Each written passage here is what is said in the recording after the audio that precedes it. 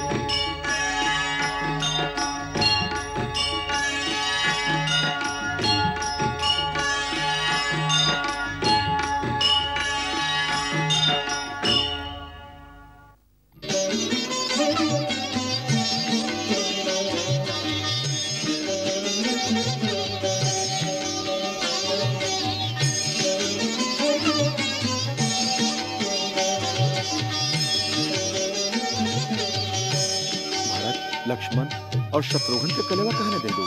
आप कैसे बात करत हैं? 14 बरिस ले देवर जी भाभी के हाथ से वन के कंदमूल खा के ऊब न गए हुए हैं। अब उर्मिला के भी कुछ खियावे पियावे के मौका मिले के चाहिए।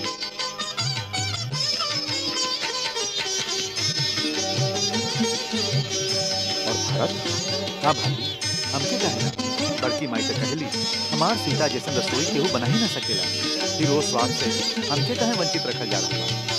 कुछ मांडवी के भी सोचले बाड़ा, वो बेचारी भी 14 बरिस इतने तपस्या कैले बाड़ी। आज ओकर आपन मन के इच्छा पूरा करे के समय आई है, वो भी छीन ले। तो पुरुष लोग हम स्त्री के हृदय के लालसा के ना समझ सकेला। और बेचारा लल्ला शत्रुघ्न लल्ला के गुप्त बात तो सभी के पता बा। वहाँ भी खाइल करेला और यहाँ भी जो हम बनावेली वो लुका के खा जाला। सबसे छोट है यही से तो भाभी के लाडला। खाली भाभी के ना, हम तो भैया के ही लाडला हैं। महाराज की जय हो। गुप्तचर विभाग के प्रमुख आर्यभट्ट और आर्य सुमन आपके दर्शन की आज्ञा चाहता है। वहाँ के मंत्रणा गृह में ले आओ, हम वहाँ से मिला।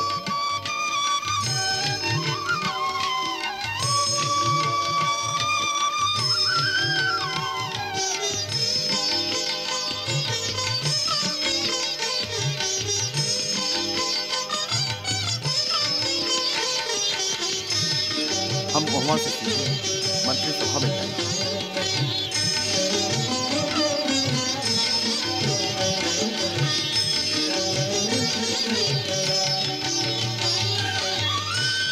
लल्ला बचल खुचल का है, हम और मंगावत हैं। भाभी ये हमरा खातिर तो भगवान के प्रसादी है।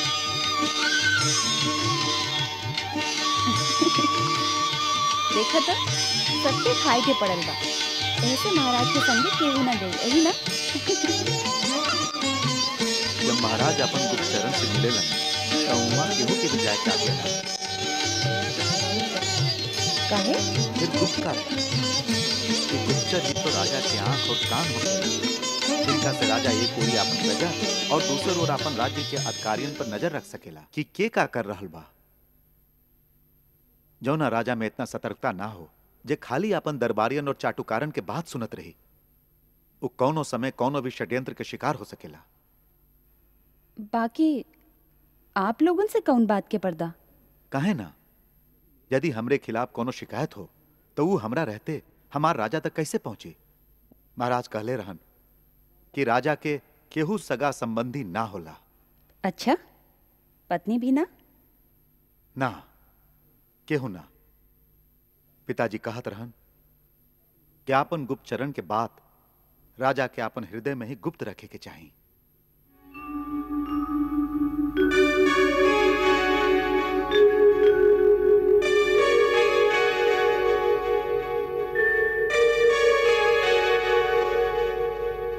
अरे भद्र, नगर के का समाचार है? महाराज, नगर में सब कुशल मंगल हो। कल सगले दिन नगर में 4 और नगरवासी अपन नया राजा के गुणगान करत रहो। उन लोगन के विचार से ऐसा आदर्श राजा आज तक अयोध्या के ना मिलल रहे। काल ऐसा बात करे के कारण का रहे? कल महादेव वैश्य के बेटी के बियाह रहा। बारात मथुरा नगरी से एगो बड़का व्यापारी भावमंडल वैश्य के यहाँ से यहर आई है। आप जानत हैं कि मथुरा के राजा मधु के बियाह महाराज रावण के कुल में भाई ओकर बेटा लवनासुर भी आजकल राज्य करे। ऐसा लागत कि इस बारात में ओकर कुछ गुप्तचर भी आयल रहा।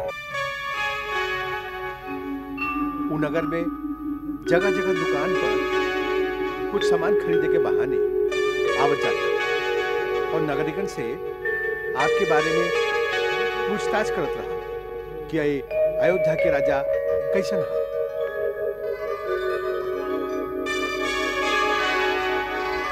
तू ऐसा कैसे समझला कि वो गुप्तचर बाड़ा? प्रभु,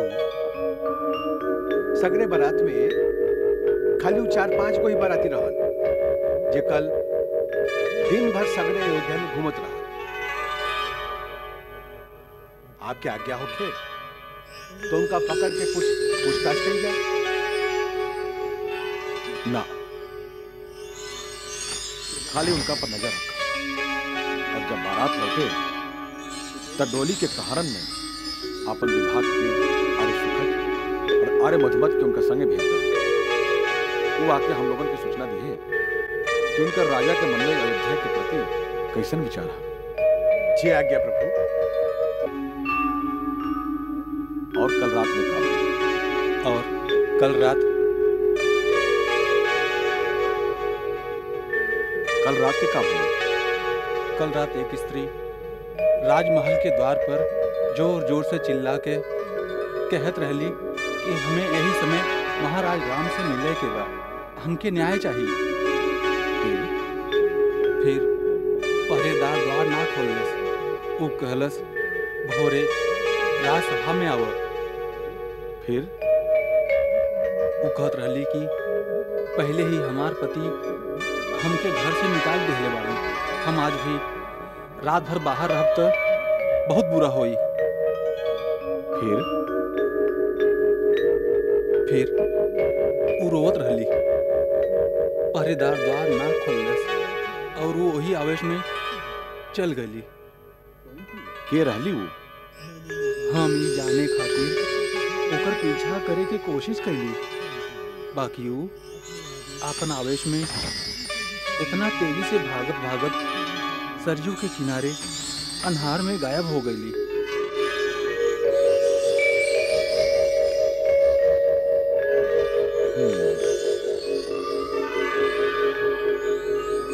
और का समाचार बा? बस महाराज, बाकी सब ओरी से कुशल मंगल बा।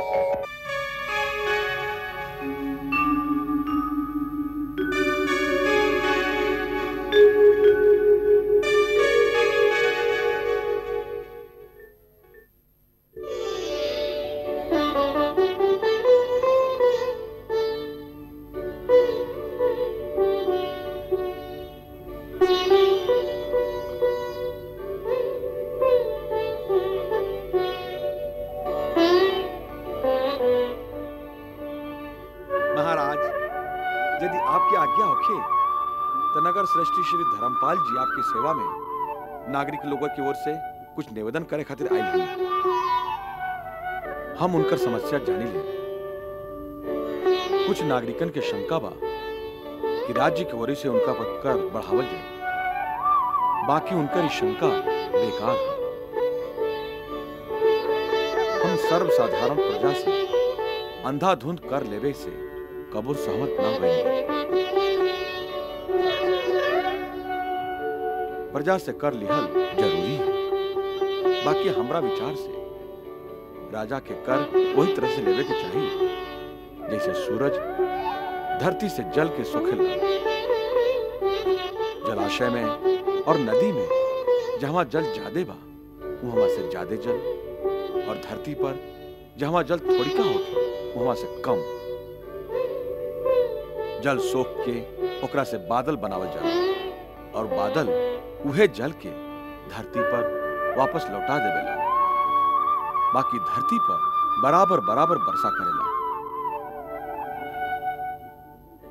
यह राजा के कर्तव्य है कि राज्य के कुछ प्रमुख लोगन से इकट्ठा कल गए कर प्रजा के हित के काम में बराबर बराबर बांट देवे। आप सर्वसाधारण के निश्चिंत कर दी। महाराज, हम सर्वसाधारण की ओर से आपके धन्यवाद करत हैं।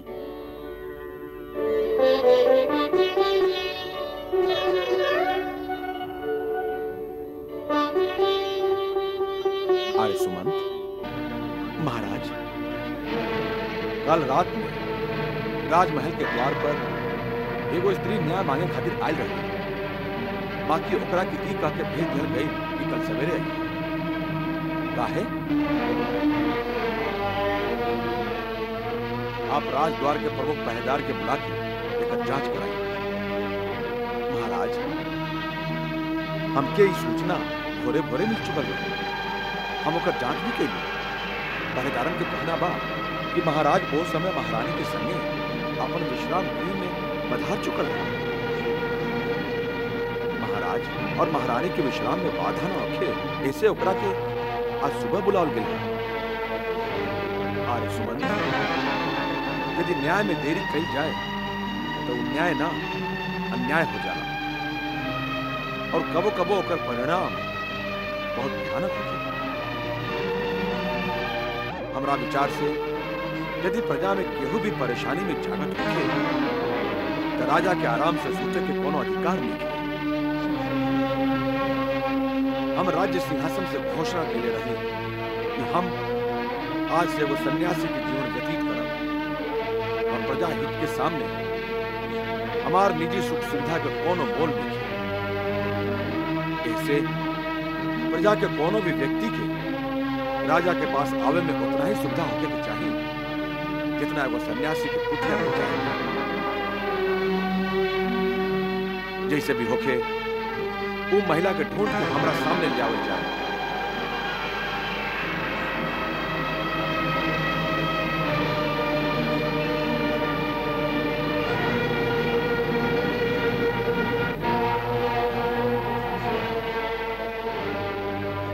सुमागज, काल रात में एगो दुखिया स्त्री के देख के ओकर सहायता कैले बिना ओकरा के जाय दिहल गईल। तू एकर अपराधी बाड़ो। तोहार दूसर अपराध ई है कि तू ओकर पूरा पता लगेले बिना हमरा पास चलल हुआ। तोहरी खातिर क्षमा करें महाराज। ना, हम तो क्या अपन सेवा से निलंबित करत हैं। जब तक तू इस सब बात के पता लगा के नहीं आवत कि वो के है, कहवा रहेली, केकर स्त्री है और ओकर पति ओकरा के घर से काहे निकाल देहलस, तो क्या हमरा सामने आवे के कोनो अधिकार नहीं है। एक एक गांव में जाके पता लगावा। जब सगरे सूचना इकट्ठा करला तब हम क्या अपन मुंह दिखावा।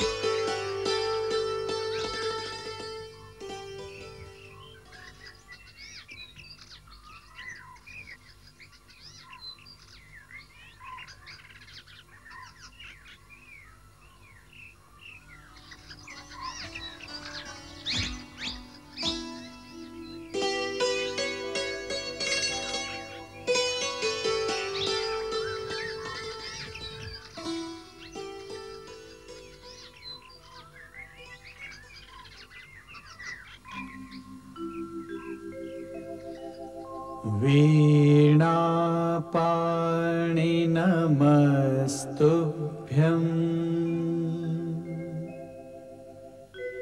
नमस्तुभ्यं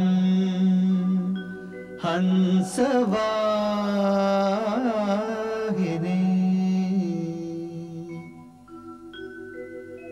नमस्तुभ्यं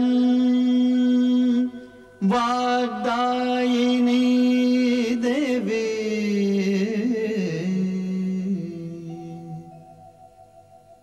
सरस्वती नमो नमः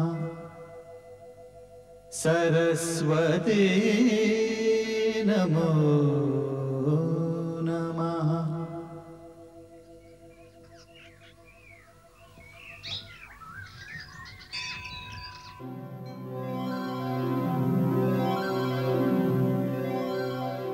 हे माई, ऐसन वरदान दी कि जे हमार लेखनी से लिखल जाए वो प्राणी मात्र खातिर कल्याणप्रद होके।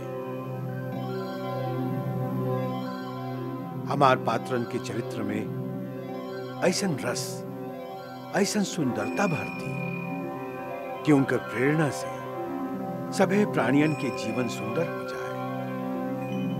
मानव संसार में सुख और शांति के राज्य स्थापित होके।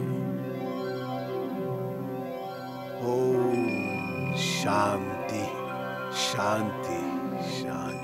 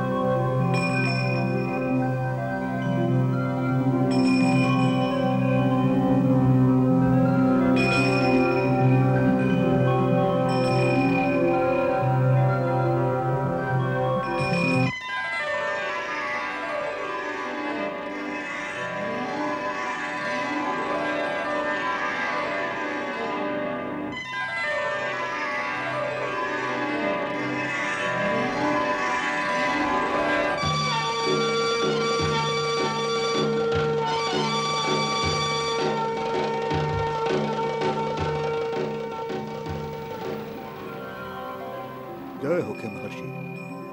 आज से रामायण महाकाव्य की रचना आरंभ हो गई।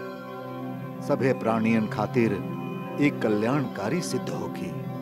आज आप पर ई उत्तरदायित्व आ पड़ल बा कि प्रभु के सगुण रूप के एह प्रकार वर्णन करी कि साधारण प्राणी भी भक्ति के रस में डूब जाए।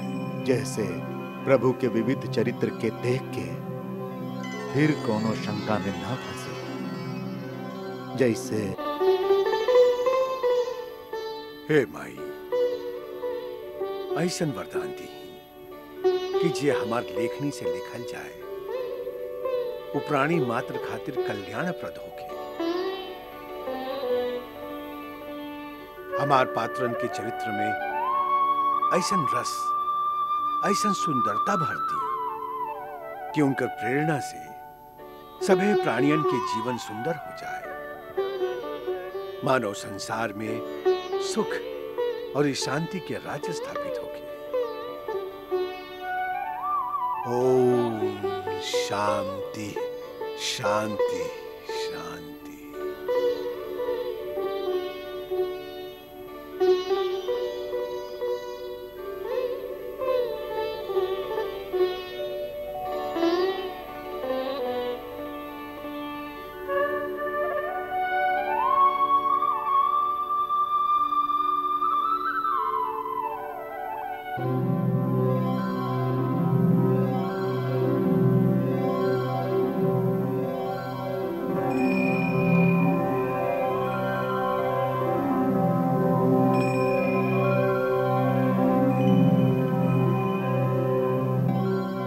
श्री ब्रह्मा और नारद जी के प्रेरणा से जब वाल्मीकि रामायण महाकाव्य लिखल आरंभ हुई, तब ब्रह्मा, शिव और नारद आदि के संगे काकभुशुंडी भी उनका के प्रणाम किया। श्री काकभुशुंडी भगवान राम के परम भक्त, जिनका श्री राम यह संसार में अमृत के वरदान देने वाले। काकभुशुंडी के आश्रम में सदा सर्वदा राम कथा के गंगा बहत रहे, जगरा सुने कई बार स्वयं भगवान शिव हंस के रूप में आ जाए। जब वाल्मीकि जी रामायण महाकाव्य लिखना शुरू कर वह समय पक्षीराज गरुड़ उनका आश्रम में राम कथा सुने आए थे। वह समय उनका सामने ही उनका आश्रम में काकभुशुंडी जी भगवान वाल्मीकि जी के परावाणी में कहा, जय हो के महर्षि, आज से रामायण महाकाव्य की रचना आरंभ हो गई। सगरे प्राणियन खातिर ई कल्याणकारी सिद्ध हो के आज आप पर ई उत्तरदायित्व आ पड़ल है कि प्रभु के सगुण रूप के एक तरह वर्णन करी कि साधारण प्राणी भी भक्ति के रस में डूब जास। जैसे प्रभु के विविध चरित्र के देख के फिर केहू शंका में ना फंसे, जैसे एक बार हम फंस गए रहे। हे देव, आप अब वही कहनी क्या आप भी कबो भ्रम और शंका में फंस गई रही? आप पर भी माया जाल डाल सकेगी, यह पर विश्वास ना होगा। हाँ खगेश, तीनों लोक में केहू ऐसन प्राणी नहीं खे जे पर मायापति के माया आपन जाल ना डाल सकेली। बड़का बड़का तपस्वी, ज्ञानी, मुनि, सिद्ध एवं तक कि नारद जैसन देवता भी सहज ही माया के वश में आ जालन। स्वामी, यदि आप हमरा पर प्रसन्न हैं तो हमके आपके अनुभव सुने की जिज्ञासा बा। गरुड़ जी, हमार मूर्खता तो अनगिनत बा। आज आपके आपन ज्ञान और भ्रम के एगो बड़ा विचित्र कथा सुनावत हैं। लोमश ऋषि के आशीर्वाद से हमारे इष्ट बालक राम बाड़न। ऐसे हे पक्षीराज, जब जब श्री राम मनुष्य देह धारण करके संसार में आपन भक्तन खातिर लीला करेलन, तब तब हम अयोध्यापुरी जाके 5 वर्ष तक प्रभु के बाल लीला के आनंद लेला। हम एगो छोट सन कौआ के रूप धर के भगवान के संगे खेलत रहिला। अंगना में जे उनकर जूठन पड़ेला उहे उठा के खा लेला। कई बार नारद जी भी आकाश में आके ई लीला कांड देखत रहेलन। आगा संग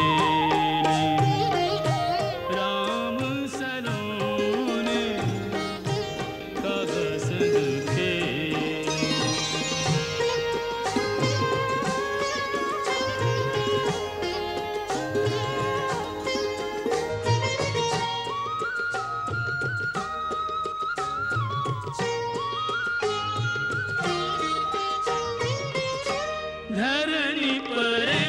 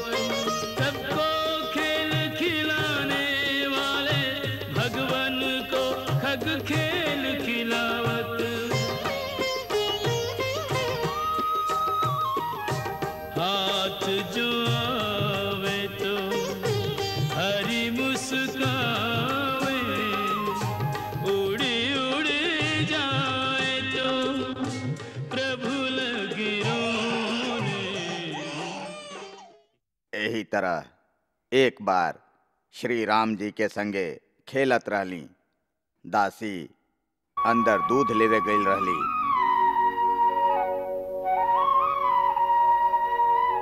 हम दोनों अकेले रहली। वो हमके रोटी देखा देखा के खिजावत रहलन।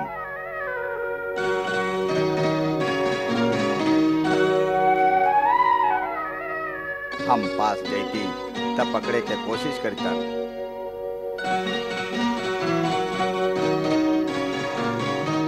खेलत खेलत हम उनकर हाथ से रोटी छीन ली। तह पर वो जोर जोर से रोवे लगलन।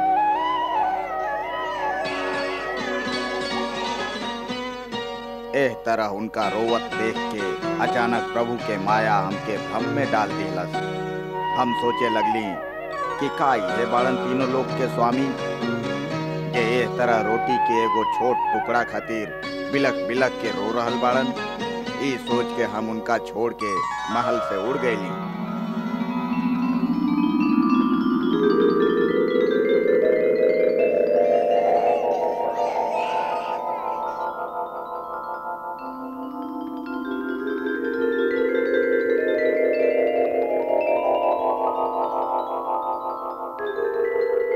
थोड़ी का देरी के बाद का देखत हई कि उहे रोवत बिलखत बालक हमरा पीछे पीछे आकाश में उड़ रहल बा।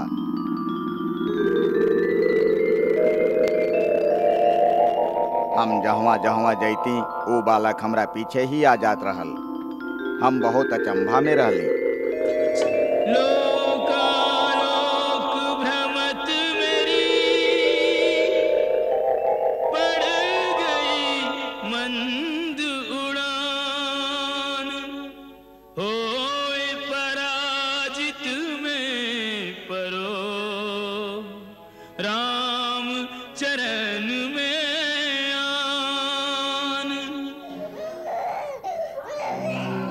तब हम घबरा के त्राहि त्राहि पुकारे लगली। हम दीन भाव से कहली, प्रभु हमार रक्षा करी। हे आप लोगन के रक्षा करी, रक्षा करी। दयाल दया करके तब मोहि चतुर्भुज रूप दिखाए।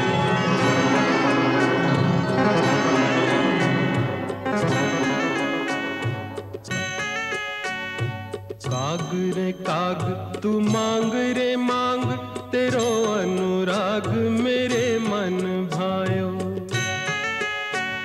संपत्ति देहूं के सदगति देहूं, वो देहूं मैं आज जो तोहे सुहायो।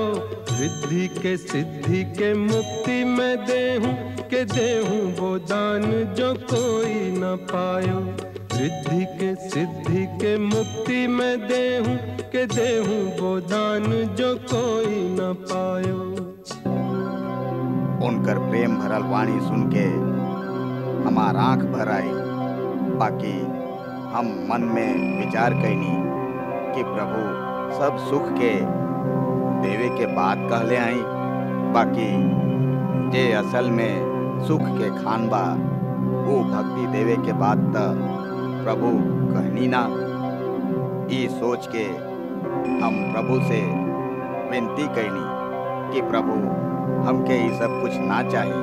हमके त खाली आपन भक्ति प्रदान करी। हे काग, तू स्वभाव से बुद्धिमान बाड़ा। ऐसे तू सुख ना मंगला, बाकी सुख के खान भक्ति मंगला। तारा जिसन के बड़ भागी हुई जे ऋषि मुनि जप और योग के आग में शरीर के जरा के करोड़ों जतन करके भी ना पा सकेलन।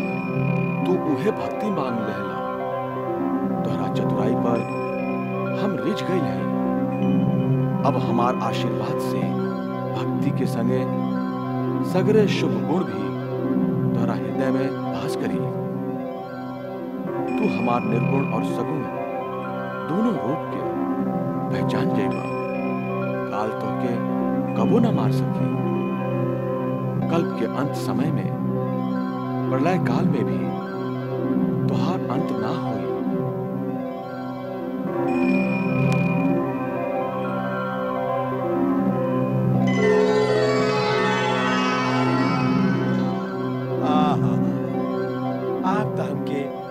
साक्षात भगवान से मिला दे। हे गरुड़ जी, ये सब श्री राम के कृपा है। हम तो यहाँ बैठल बैठल आपन प्रभु के लीला देखत रहिले।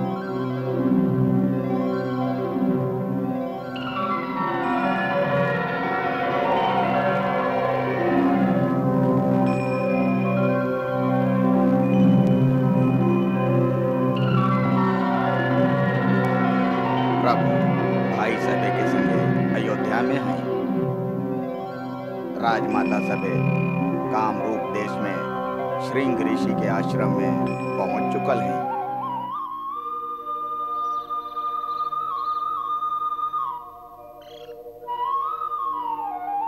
ऋषिवर, आपके दर्शन से ही हम कृतार्थ हो गए नी।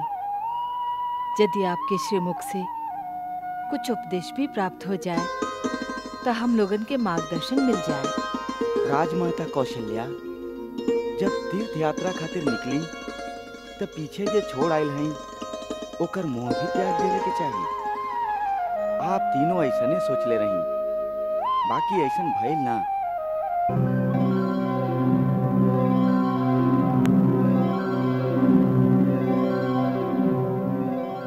हम देख रहे हैं कि आप लोगन के मन में अबही अयोध्या के ही चिंता बा।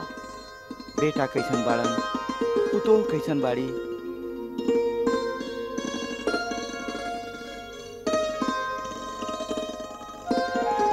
आप सांच कहली मुनिवर, माई के हृदय ही ऐसन होला। हम लोगन के यात्रा करत 6 महीना हो गए, फिर भी बेटन के ओरी मन चल ही जाला। बेटन से भी अधिक ई लालसा बा कि उनकर भावी संतान के का योग बा। ई जिज्ञासा भी पीछा ना छोड़ेला। आप तो त्रिकालदर्शी हैं मुनिवर, हमार जिज्ञासा के उत्तर आप ही दे सकत हैं।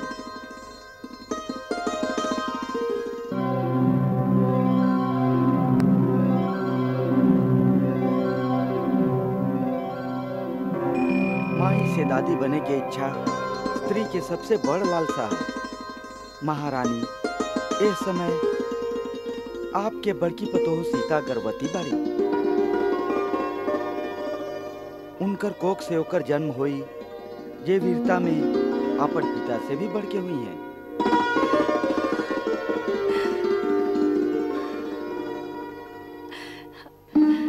धन्यवाद मुनिवर, अब हमार चिंता मिट गई। अब हम निश्चिंत हो के हिमालय के तीर्थ की यात्रा कर सकते हैं। बड़ा शुभ विचार बा। हमारे एक ही उपदेश बा कि अपन मोह के त्याग दी। हर प्राणी अपन अपन कर्म के फल भोगेला। ऐसे आप अब अयोध्या के चिंता छोड़ के अपन परलोक के सुधारी। माई सब तो के आशीर्वाद भेजले हैं। उनकर संदेश आइल बा, कहवा है? कामरूप देश में श्रृंग ऋषि के आश्रम में है। एगो ब्रह्मचारी वहां से उनकर सनेसा ले आइल बा। महर्षि अपन दिव्य दृष्टि से देख के उनका सब कुछ बता दिले हैं। का? कि सीता गर्भधारण कर चुकल है। माई बहुत प्रसन्न भइल हुई है। बहुत प्रसन्न भइली। बहुत बहुत आशीष भेजले है तोके। और आपके? हमके निर्देश देले हैं। बहुत कड़ा आज्ञा भेजले हैं हमके। कि यह समय सीता के इच्छा के विरुद्ध कुछ ना कल जाए। जे चाहे जैसन चाहे उनका वैसने कर दिया जाए। उनकर छोट से छोट इच्छा के पूरा पूरा ध्यान रखा जाए। और वह श्रृंग ऋषि के आदेश पर कि सीता के इतिहास पुराण के सुंदर सुंदर कथा सुनावल जाए। संत समागम होत रहे, धर्म के चर्चा होके, गुण तत्व के बात होके। कितना सुंदर बात कहले गई वहाँ। सचमुच कई दिन से हमार मन में गंगा किनारे स्थित ऋषि मुनि के आश्रम में जाके कुछ दिन उनकर पत्नी के संगे रहे के तीव्र इच्छा हो रहल बा। तो पहले कहा ना बतौलू, हम लक्ष्मण से कहब कि वो तोहके कल ही वहां ले जाए। महाराज के जय होके। महाराज, अयोध्या के राजगुरु महर्षि वशिष्ठ राजमहल में पधारल हैं। गुरुदेव। हे अवधेश, बहुत पुनीत संयोग बन रहल बा। समाचार मिलल बा चारों दिशा से आर्यावर्त के महान पावन विभूति ऋषि मुनि, तपस्वी, मनस्वी, ब्राह्मण, महात्मन आपके अभिनंदन करे एक संगे अयोध्या पधार रहल बड़न। उनकर स्वागत के तैयारी करे के हुई। पहरेदार आर्य सुमंत के सोचना भेजा कि ऋषि मुनियन के आवास खातिर उचित व्यवस्था कल जाए। राजमहल के पूजा कक्ष में एगो विशाल धर्म सभा के आयोजन कल जाए, जिसमें सब लोग वो महान धर्माचार्यन के प्रवचन से लाभ प्राप्त कर सकें। जय आज्ञा महाराज। गुरुदेव, सभे एक संगे आ रहा है, ऐसा संयोग कैसे बन गई? राजन, ये अचानक ना हा, उनकर आवे के विशेष प्रयोजन हा। शास्त्र के अनुसार प्राणी के पहला संस्कार माई के गर्भ में ही होखेला। ऐसे उ लोगन के असली अभिप्राय ई बा कि देवी सीता के होखे वाला संतान पर धर्म के संस्कार अबहिए से डालल जाए।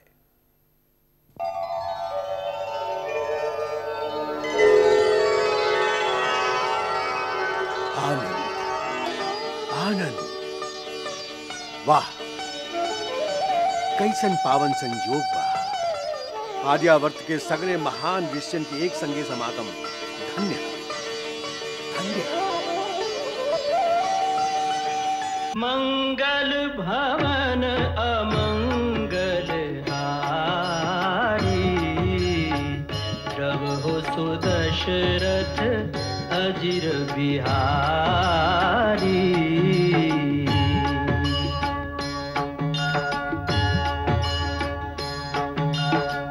सीताराम चरित अति पावन, मधुर सरस अरु अति मन भावन।